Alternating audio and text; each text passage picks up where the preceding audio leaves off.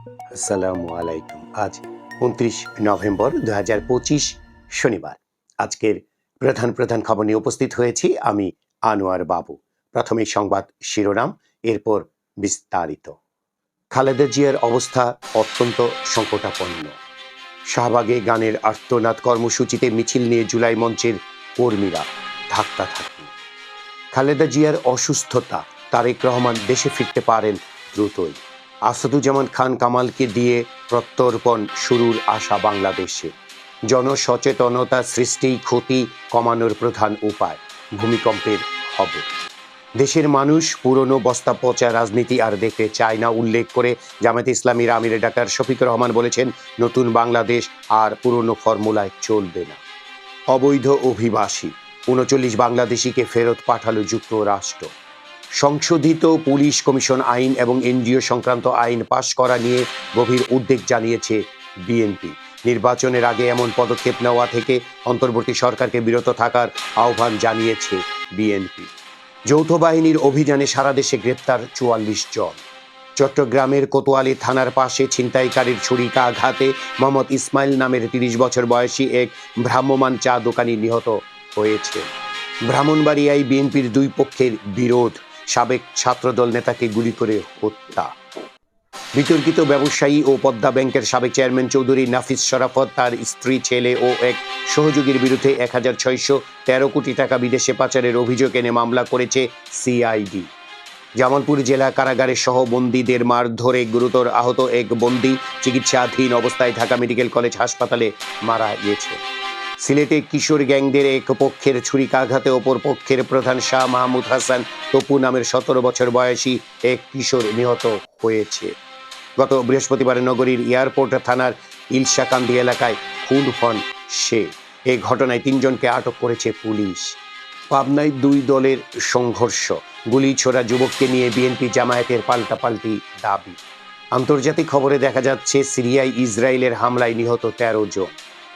আজকের বিনোদনের খবরে রয়েছে অভিনেতা এফএস নাইমের জন্মদিনের খবর।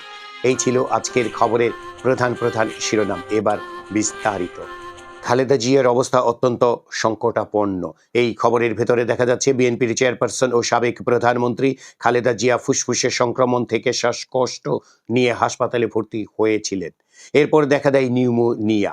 এর সঙ্গে রয়েছে কিডনি, লিভার, আর্থাইসিস ও ডায়াবেটিসের পুরনো সমস্যা। ফলে পরিস্থিতি এমন, একটি রোগের চিকিৎসা দিতে গেলে আরেকটির উপর বিরূপ প্রভাব পড়ছে।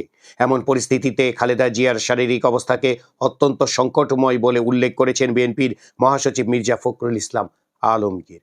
বিএনপির নেতারা বলছেন, গত ২ দিন তার অবস্থার কোনো উন্নতি হয়নি। চিকিৎসকেরা তার উন্নত চিকিৎসার জন্য সম্ভব হলে দ্রুত সিঙ্গাপুরে নেওয়ার বিষয়ে চিন্তা করছেন। এদিকে খালেদা জিয়ার বর্তমান শারীরিক অবস্থা নিয়ে গভীর উদ্বেগ প্রকাশ করেছেন অন্তর্বর্তী সরকারের প্রধান উপদেষ্টা অধ্যাপক ডক্টর মোহাম্মদ ইউনূস। তিনি খালেদা জিয়ার জন্য দেশবাসীর কাছে দোয়া চেয়েছেন। তার সুস্থতা কামনা করে গতকাল শুক্রবার সারা দেশে মসজিদে মসজিদে দোয়া ও মোনাজাত করেছে বিএনপি।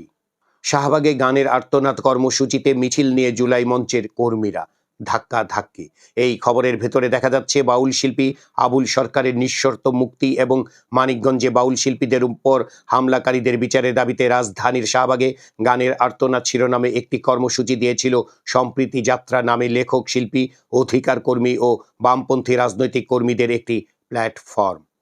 গতকাল শুক্রবার বিকেলে জাতীয় জাদুঘরের সামনে মঞ্চ করে ওই কর্মসূচি শুরু করলে সেখানে মিছিল নিয়ে যান জুলাই মঞ্চ নামের একটি সংগঠনের নেতা কর্মীরা। তারা বাউলদের পক্ষে নেওয়া ওই কর্মসূচির বিরোধিতা করেন। এক পর্যায়ে দুই পক্ষের মধ্যে ধাক্কাধাক্কির ঘটনা ঘটে। আসাদুজ্জামান খান কামালকে দিয়ে প্রত্যর্পণ শুরুর আশা বাংলাদেশের। এই খবরের ভেতরে দেখা যাচ্ছে, জুলাই গণ অভ্যুত্থানের সময় সংগঠিত মানবতা বিরোধী অপরাধের মামলায় মৃত্যুদণ্ডপ্রাপ্ত সাবেক প্রধানমন্ত্রী শেখ হাসিনা, সাবেক স্বরাষ্ট্রমন্ত্রী আসাদুজ্জামান খান কামাল সহ অভিযুক্ত অন্যান্য আওয়ামী লীগ নেতাদের ভারত থেকে ফেরানোর চেষ্টা চালাচ্ছে অন্তর্বর্তী সরকার। শুরুতেই দেশটি আসাদুজ্জামান খান কামালকে প্রত্যর্পণ করবে বলে আশা করেছেন প্রধান উপদেষ্টার প্রেস সচিব শফিকুল আলম। একাধিক সূত্রে জানা গেছে, দুর্নীতির মামলায় ৫ বছরের দণ্ডপ্রাপ্ত শেখ হাসিনার কন্যা সাইমা ওয়াজেদ পুতুলকে ফেরত চেয়ে ভারতকে চিঠি দেওয়ার পরিকল্পনা করছে সরকার। ভূমিকম্পের খবর। জনসচেতনতা সৃষ্টি ক্ষতি কমানোর প্রধান উপায়। এই খবরের ভেতরে দেখা যাচ্ছে ঢাকা সহ দেশ জুড়ে অনুভূত ২১ নভেম্বরের প্রবল ভূমিকম্পের জের মানুষের মন থেকে কাটেনি। ৫.৭ মাত্রার ভূমিকম্পের পর এক সপ্তাহে আরও ৭বার কিছুটা কম মাত্রার ভূমিকম্প বা পরাঘাতে কেঁপেছে দেশ। এই অবস্থায় লাখ লাখ বহুতল ভবন সহ অসংখ্য পাকা বাড়িতে ঠাসা রাজধানী জুড়েই উদ্বেগ রয়ে গেছে। ভবন নির্মাণের ক্ষেত্রে বিধি বিধান মানা এবং এ বিষয়ে কর্তৃপক্ষের সক্রিয় নজরদারি কম থাকা উদ্বেগের বড় কারণ। বড় ভূমিকম্প পরবর্তী পরিস্থিতি মোকাবেলায় সরকারি কর্তৃপক্ষ ও নাগরিকদের প্রস্তুতি কতটা, সেই প্রশ্ন অনিবার্যভাবে উঠে এসেছে। ভূমিকম্প বিশেষজ্ঞ ও প্রকৌশলীরা বলছেন, রাজধানীতে ৭ মাত্রার ভূমিকম্প হলেও ভয়াবহ বিপর্যয় হতে পারে। শতাব্দীর বেশি সময় এই অঞ্চলে খুব বড় মাত্রার ভূমিকম্প না হওয়ায় ভূগর্ভে টেকটোনিক প্লেটগুলোর সংযোগস্থলে প্রচুর শক্তি সঞ্চিত হয়েছে।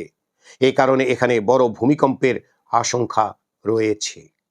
পাবনায় দুই পক্ষের সংঘর্ষ, গুলি ছোড়া যুবককে নিয়ে বিএনপি জামায়াতের পাল্টাপাল্টি দাবি। এই খবরের ভেতরে দেখা যাচ্ছে পাবনার ঈশ্বরদীতে বিএনপি ও জামায়াতের নেতাকর্মীদের মধ্যে সংঘর্ষের সময় এক যুবক অস্ত্র হাতে গুলি ছুঁড়েছেন। এমন একটি ছবি সামাজিক যোগাযোগ মাধ্যম ফেসবুকে ছড়িয়ে পড়েছে। এই ছবি ছড়িয়ে পড়ার পর বিএনপির নেতাকর্মীরা দাবি করেছেন অস্ত্রধারী ওই যুবক জামায়াত শিবিরের কর্মী। অন্যদিকে জামায়াত নেতাদের দাবি তিনি বিএনপির কর্মী। এদিকে স্থানীয় বাসিন্দারা জানিয়েছেন, বিএনপি সমর্থকদের বাড়িতে জামায়াত নেতারা গিয়ে ভোটের প্রতিশ্রুতি নিতে কসম কাটানোর ঘটনাকে কেন্দ্র করে ঘটেছে সংঘর্ষ ও গুলিবর্ষণের ঘটনা। বিনোদনের খবর। অভিনেতা এফএস নাঈমের জন্মদিন আজ। ১৯৮৪ সালে ঢাকায় তার জন্ম। উপস্থাপনা দিয়ে মিডিয়ায় কাজ শুরু করেছিলেন নাঈম।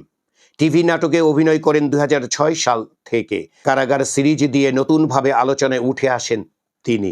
চলচ্চিত্রেও কাজ করেছেন, ভালো গানও করেন নাঈম।